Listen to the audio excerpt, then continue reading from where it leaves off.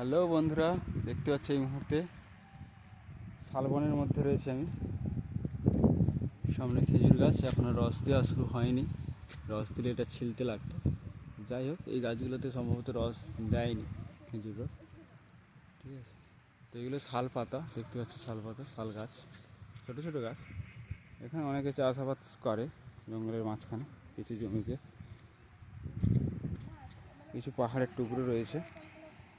আর এগুলো ভিউজগুলো দেখেছো বৃষ্টির পরে বা বর্ষার পরের ভিউজ, সেগুলো একটা অন্যরকম মানে অপরূপ সৃষ্টি তৈরি করেছে পাহাড়ের মতো কিছুটা।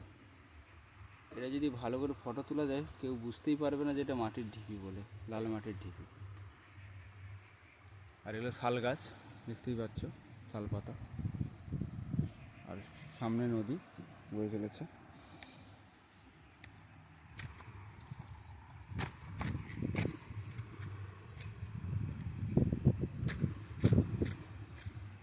ছোট ঝর্ণার মতো তৈরি করেছে, যার কলকল শব্দ শুনতে পাচ্ছ।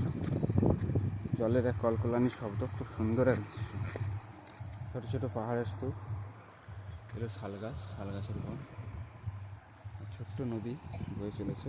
হয়তো বর্ষাকালে এই নদীর রূপ অন্যরকম দেখা যায়, কিন্তু এই মুহূর্তে জল খুবই কমে গিয়েছে জল।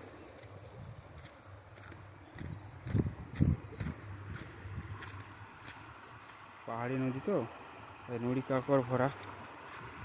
জলটা দেখেছো কতটা পরিষ্কার জলের। কিন্তু এটা মেঘালয়ের ডাউকি নদীর মতো না। সূর্য মামা মাথার উপর উঁকি ঝুঁকি দিচ্ছে, সময় জানিয়ে দিচ্ছে। জলটা সোনালি কালার হয়ে উঠেছে সূর্যের আলোতে, চকচক করছে। এক অপরূপ দৃশ্য দেখতে পাচ্ছ। পাখির ডাক মাঝে মধ্যে শোনা যাচ্ছে জঙ্গলের মাঝখানে। মাঝে মাঝে ময়ূরের ডাকও শুনতে পাচ্ছি, কিন্তু ময়ূরকে দেখতে পাচ্ছি না। যাই হোক, সে প্রকৃতির মাঝেই থাকুক, ভালো থাকুক। আপনারাও ভালো থাকুন আর জীবনকে উপভোগ করুন।